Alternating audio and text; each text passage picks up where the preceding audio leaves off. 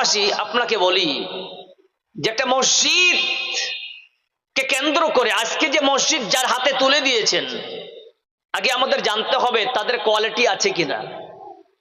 যারা মসজিদের সেক্রেটারি আছে ওদের কাছে ও যে সেক্রেটারি তৈরি হয়েছে ও কি সেক্রেটারি যোগ্য কিনা আদৌ জানতে হবে। 4 ক্লাস পাস করে যদি কেউ হাই স্কুলে চাকরি পায়,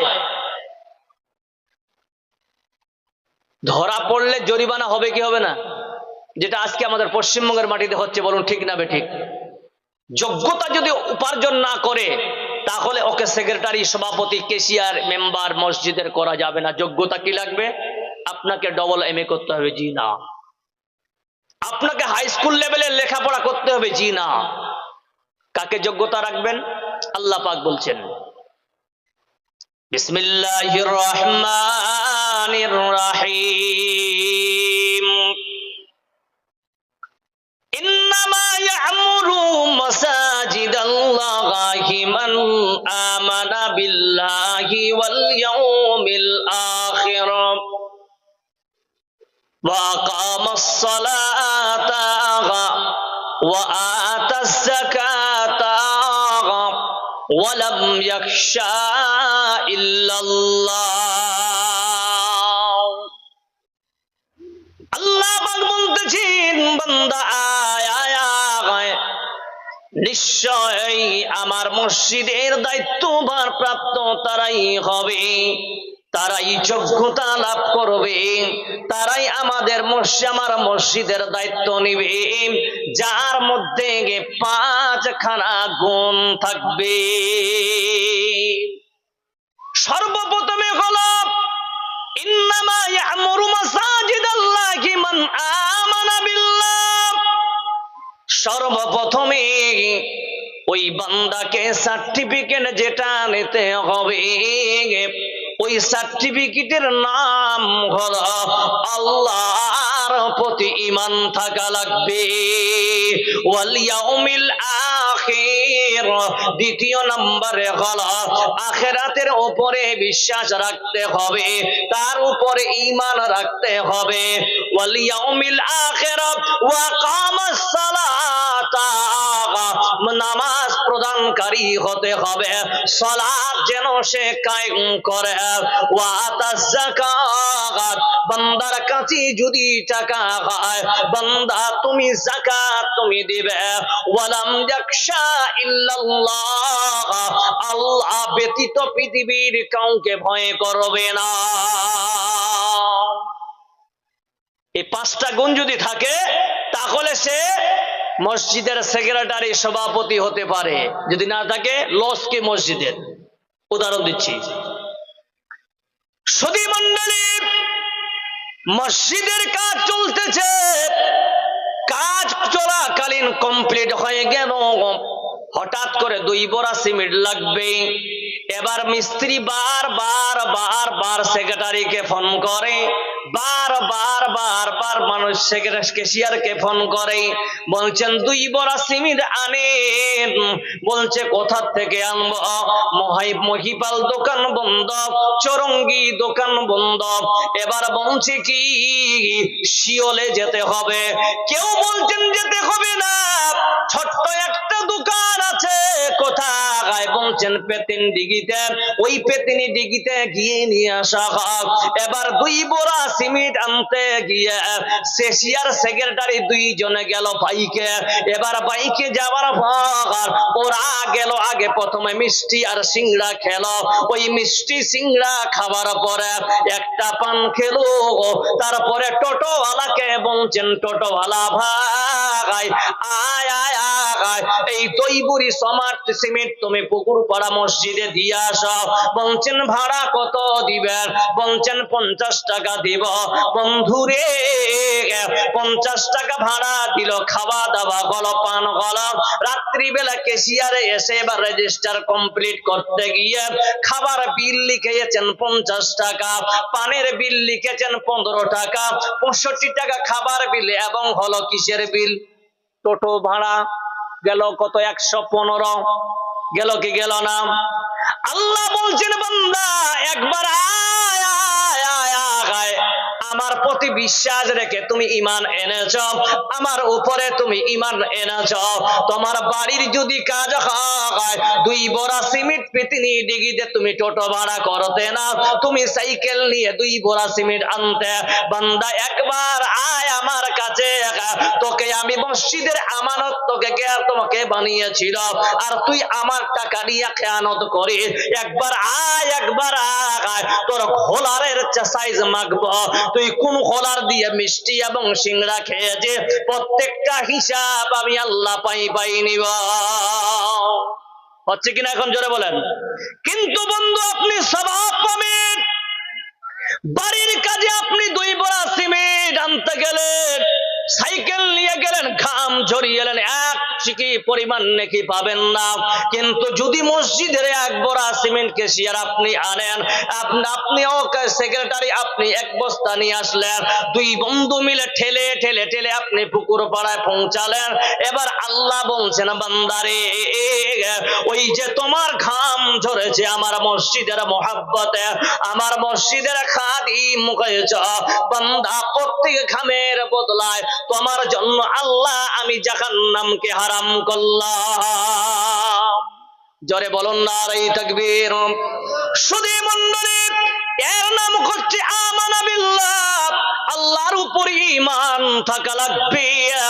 তাহলে দেখেন আজকে আপনারা আল্লাহর প্রতি কেমন ঈমান রাখতেছেন।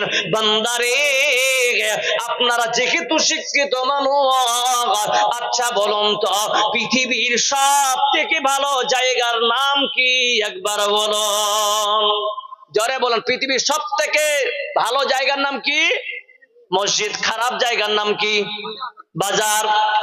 আজ পুকুর পাড়ার যুবকদেরকে আমি বলে যাই, ও আমার ভাইরা, আল্লাহর কাছে শুকরিয়া আদায় করে তোমাদের দ্বারা এত বড় প্রোগ্রাম নিয়েছেন আল্লাহ। ও যুবক ভাই শোনো, একটা কাজ তোমরা এরপর থেকে করবা, আল্লাহ রাজি যদি হয়ে যায় বান্দা জান্নাত যেতে সহজ হয়ে যাবে। সব থেকে পৃথিবীর জায়গা ভালো, সব থেকে উৎকৃষ্ট জায়গা যদি মসজিদ হয়, যেই উন্নতি কল্পে জলসা করেছে, আর সব থেকে নিকৃষ্ট জায়গা যদি বাজার হয় মুসলমান। এবার আপনারা জবাব দেন, জলসার পাশে কেন মিলা লাগিয়েছেন? জোরে বলুন ঠিক না বেঠে? আচ্ছা বলেন তো ভাই, চৌরঙ্গি বাজারে প্রতিদিন জিলাপি পাওয়া যায় কি যায় না? যায়। সিংড়া যায়, লিপস্টিক, সেনো, পালতা, পাউডার পাওয়া যায় কি যায় না? পাওয়া যায়। গোজা গোজা পাওয়া যায়, হ্যাঁ বলছে পাওয়া যায়। কিন্তু বন্ধু বাদাম মনে পাওয়া যায় না? চৌরঙ্গিতে পাওয়া যায় আপেল। কিন্তু আজকে এটা নতুন জিনিস দেখলাম রে বাপ, জালসার মেলাতে লোহার দোকান বসেছে। কোথা দেখেছিলেন? নতুন, বাহ, ইউনিক।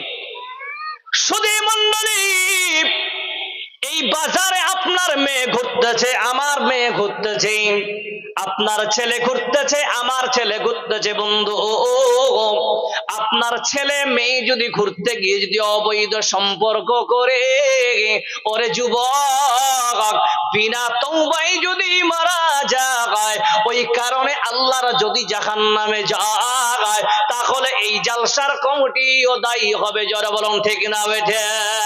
বাবারে, এই জন্য বলি আপনারা কার জন্য করতেছেন? আল্লাহর জন্য যদি করেন, বন্ধু শুনে নেন, এই বাজার সরাতে হবে। জোরে বলুন নারে তাকবীর। কেন বাজার সরাবে? কারণ আপনি জালসা শুনতেছেন, আপনার ছেলে মেয়ে ঘুরতেছে। বাবারে, কাল কিয়ামতের দিন আল্লাহর কাছে আপনাকে যদি প্রশ্ন করে, আল্লাহ বান্দা কোরআনের আলোচনা নিজেই শুনতেছিলে, তোমার মেয়ে ছেলে ওপেন সিক্রেট তারা বাজারে ঘুরতেছে, এটা তো কামনা কোনো মুমিনের নয়। মুমিন লানাতের জায়গা থাকবে না, মুমিন যেখানে গজব হয়েছে সেই জায়গায় থাকবে না, মুমিন ওই জায়গায় থাকবে যেখানে সেখানে আল্লাহর রহমত হবে। আল্লাহর নবী জনাবে মুহাম্মদ রাসূলুল্লাহ সাল্লাল্লাহু আলাইহি ওয়াসাল্লাম আন আবি হুরায়রা রাদিয়াল্লাহু তাআলা আনহু قال قال رسول الله সাল্লাল্লাহু আলাইহি ওয়াসাল্লাম। আজকে এই জায়গার ফজিলতটা দেখুন। আলা ইন্না জান্নি আবদি বি, আল্লাহ প্রশ্ন করবেন ফেরেশতারা, আমার বান্দারা কি গুমান করে, আমারকে নিয়ে কি গুমান করে। আল্লাহ পাক বলতেছেন, শোনো বান্দা, আল্লাহ জানে আমার বান্দারা কি চায়, আল্লাহ জানে আমার বান্দারা কেন কোন কোন শীতে বসে আছে, আল্লাহ ভালো জানেন কি জানেন না, জোরে বলেন। আল্লাহ তবুও ফেরেশতাদেরকে বলছেন, আলা ইন্দা জান্নি আমদি বি, আমার বান্দারা আমার ব্যাপারে কি গুমান রাখে, কি ধারণা রাখে। আল্লাহর ফেরেশতারা বলছেন, শুনেন, আলা ইন্দা জান্নি আবদি বি আনা মাহু, আল্লাহ কি অফার দিতেছেন, শুন, আনা মাহু, আনা মানে আমি, মাহু মানে তাদের সঙ্গে।